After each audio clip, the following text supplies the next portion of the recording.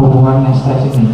Nah, pada saat stres itu ada yang namanya sistem saraf. Nah, sistem saraf ini di dalam tubuh kita mengatur bagaimana respon kita terhadap suatu stres, gitu ya.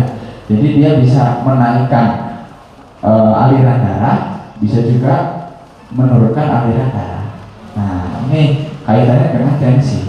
Jadi ketika hidup kita, ketika kita stres, gitu ya, tubuh kita ini akan merespon. Kita harus siap siaga. Nah, siap siaga ini membutuhkan energi, sehingga energi itu kan bisa didapat dari aliran darahnya. Nah, aliran darah ini harus dipercepat, gitu ya.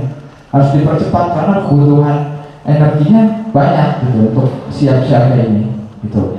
Nah, jadi aliran darah dipercepat itu dengan cara menyempitkan pembuluh darah. Nah, yang menyempitkan pembuluh darah ini, tekanan darah kita jadi tinggi, gitu. Nah, makanya yang misalkan stres biasanya akan membuat tekanan darah kita tinggi juga. Nah, sebetulnya untuk mengukur tekanan darah itu makanya kita harus disuruh istirahat dulu, ya, minimal 15 menit sampai 30 menit. Untuk apa? Karena tadinya kita kan di perjalanan, ya. Di perjalanan selama naik motor atau selama berjalan kita kan waspada, ya. Takut kecelakaan, takut tabrak, takut ditabrak, ya. Nah, itu kan semua meningkatkan aliran darah. Nah, makanya misalnya kita istirahat dulu 15 sampai 30 menit, kemudian udah di tensi tetap tinggi, nah itu artinya memang ada yang salah dari tekanan darahnya. Yang misalkan baru datang sekali gitu harus naik motor panas-panasan, terus di tensi tinggi, ya kita umumnya sih kita akan istirahat dulu, ya. Istirahat dulu 5 menit sampai 10 menit baru di tensi lagi, ya. Baru itu mengindikasikan tekanan darah tinggi atau nih. Bahayanya apa kalau misalkan stres ini tidak kita kendalikan atau tidak kita kita acuh, gitu, terhadap stres ini. Nah, pada penderita DM tadi kan sudah saya jelaskan, peningkatan gula darah secara cepat, ya. Tadi kan sudah dijelaskan gimana mekanismenya. Kemudian mendorong munculnya emosi negatif yang kuat. Ini kan tentu gejala-gejala stres itu kan erat kaitannya dengan emosi, ya. Nah, ini juga akan mendorong, kemudian merusak pemikiran dan pengambilan keputusan seseorang. Nanti malah jadi nggak mau minum obat, stres itu, ya. Jadi pada saat stres, padahal harusnya minum obat rutin, ini karena stres jadi malas, gitu ya. Nah, ini merusak pengambilan keputusan. Kemudian memicu pola makan kompulsif atau berlebihan. Ini tentu ya tadi, karena tergantung orangnya, bisa jadi berlebihan, bisa jadi berkurang, gitu. Dan pada penderita DM cukup berbahaya misalkan makanan nggak diatur, ya. Itu bisa meningkatkan gula darah dan malah makin tidak terkontrol. Kemudian pada penderita hipertensi bahayanya apa? Nah, ini tekanan darahnya akan meningkat secara cepat, ya. Kemudian sama mendorong munculnya emosi negatif juga dan merusak pemikiran dan pengambilan keputusan. Nah, pada penderita hipertensi ini sangat kuat kaitannya untuk terjadi komplikasi. Nah, komplikasinya apa yang diakibatkan? Bisa jadi stroke, ya, gitu. Nah, stroke ini akibatnya karena tekanan darah yang terlalu tinggi. Kemudian pembuluh darah yang elastis itu karena sudah terlalu lama menahan tekanan yang tinggi, itu nantinya lama-lama akan menjadi rentan, ya, rentan pecah, ya, sama kayak ini, kayak paralon, ya. Lama-lama udah ada umurnya, lama-lama akan rentan pecah. Nah, begitu juga hipertensi, ketika ditambah stres, udah mau hipertensi ditambah stres, gitu ya, makin meningkat tekanan darahnya, kemudian pembuluh darahnya pecah, terjadi pecahnya itu di otak, ya, jadinya stroke, ya, gitu. Kemudian dampak stres bagi kesehatan. Nah, ini juga dampak stres ini merusak kinerja dari pertama sel imun, ya. Sel imun ini erat kaitannya dengan daya tahan tubuh. Kenapa stres berkaitan dengan ini? Pada saat stres itu sel imun kita akan ditekan, gitu ya. kita tubuh kita ini akan lebih beradaptasi dengan tadi kewaspadaan. Jadi pada saat sedangkan sel imun kita ini diproduksi pada saat istirahat gitu. Nah, jadi ketika stres sel imun akan cenderung lebih turun. Kemudian sistem pencernaan juga menjadi terganggu. Nah ini tentu stres ini sebetulnya sistem pencernaan kita ini misalkan tidak stres ya normalnya ya begitu-begitu aja ya. Yang sakit perut dalam satu hari sekali bisa gitu ya. Kemudian lapar gitu-gitu juga sebetulnya biasa aja. Misalkan stres biasanya orang-orang mau ujian kan jadi tambah malah sakit perut, kemudian malah mual-mual, malah muntah gitu ya.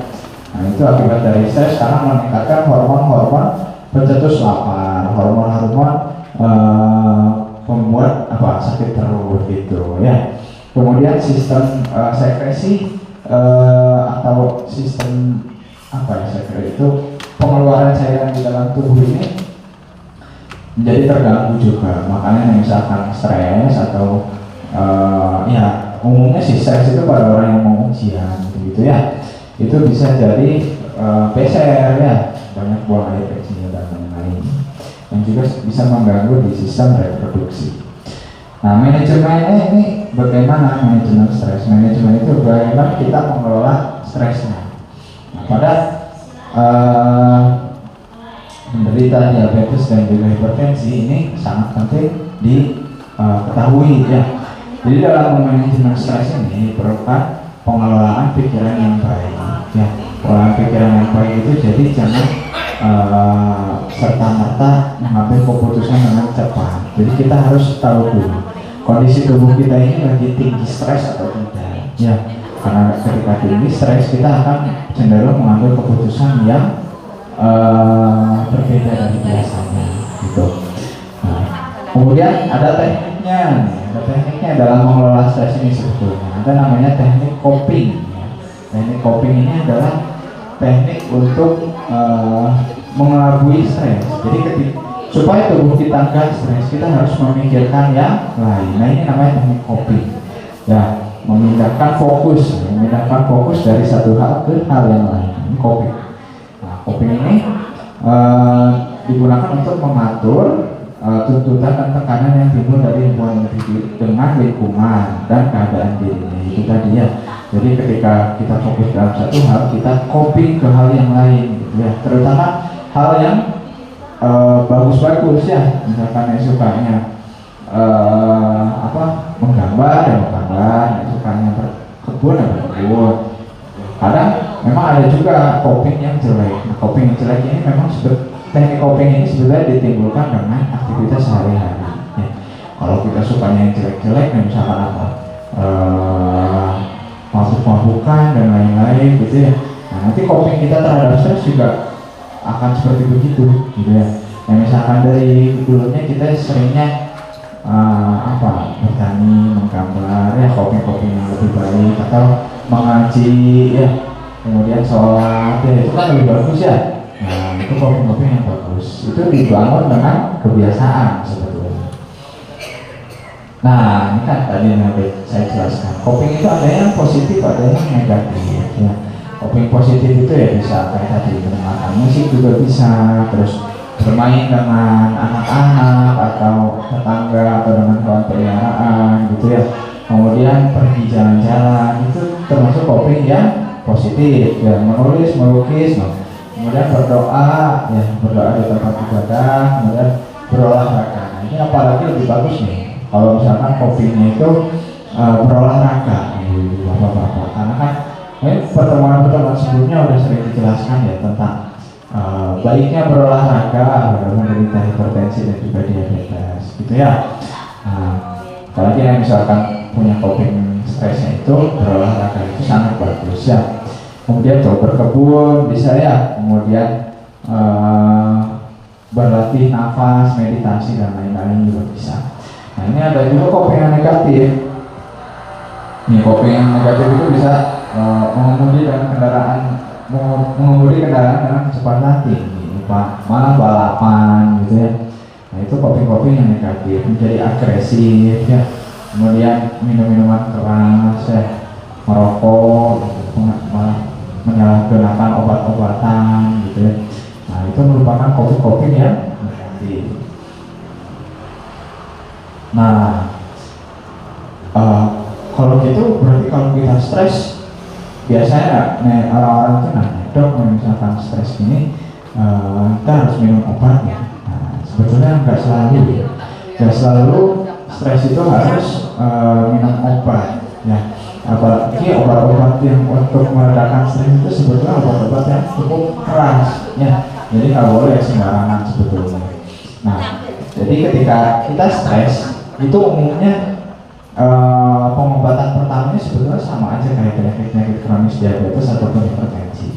Semua harus dirubah dulu pola hidupnya, ya, pola hariannya, gitu ya.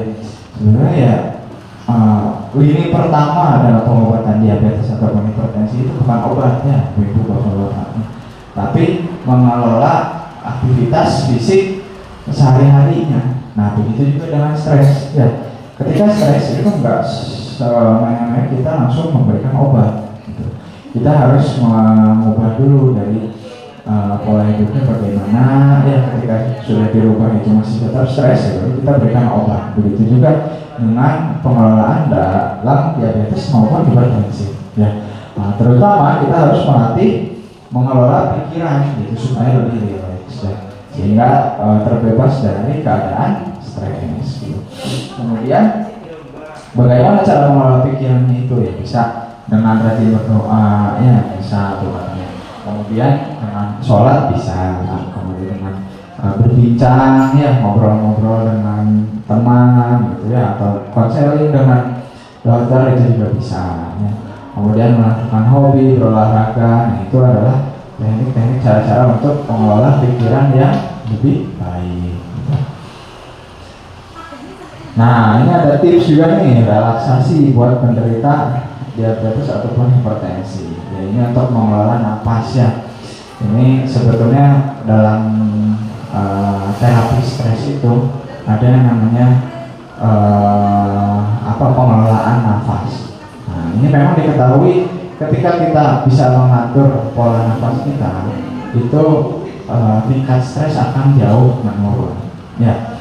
Nah ini bisa nih dengan atur posisi itu katanya, dengan menarik nafas lewat hidung, kemudian nanti dihembuskan lewat mulut secara perlahan. Kemudian sambil begitu kita pejamkan mata sambil membayangkan hal-hal yang menyenangkan. Kemudian berusaha berpikiran positif ya. Dengan cara apa? Mensyukuri nikmat-nikmat yang Allah berikan ya, dengan ikhlas dan juga sabar. Kemudian harapannya dengan begitu nanti tingkat stresnya akan jauh berkurang gitu ya. Nah sudah selesai ya, nggak banyak sebetulnya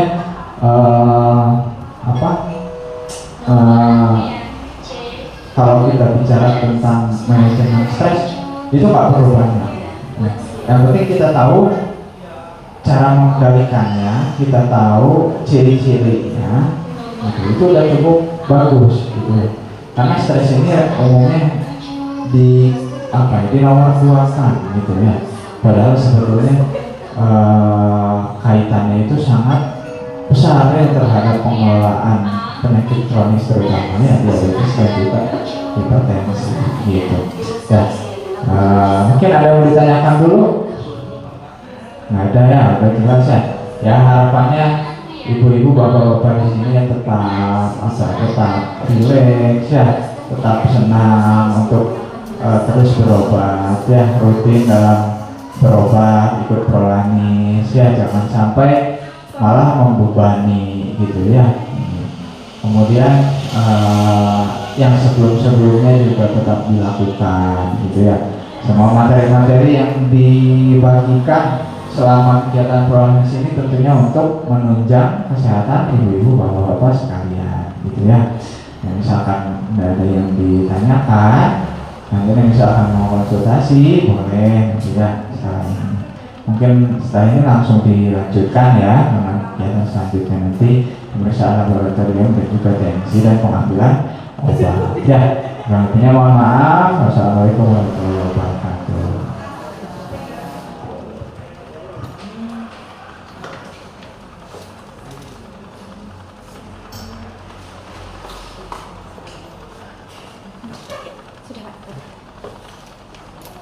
Sudah, nggak ada yang bertanya?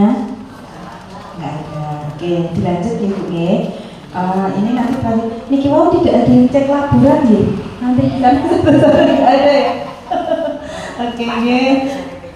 Iya, tak tinggal kali ini dulu sampai keluar dari tahu ya. Dengan Pak Andri, Pak Andinya juga tidak woro-woro, Pak Andinya juga duduk manis sih.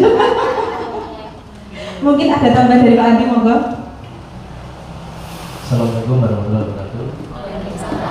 Para putra saudari pun namun Bakti Batur, saya Andi mewakili Prodia Wonogiri melaporkan minal aidin wal faizin, mohon maaf lahir batin, Sugeng Riyadi menawi selama setahun kemarin nyunti kirang berkenan sakit pun pokoknya semuanya Bapak Ibu Satun sehat betul ya.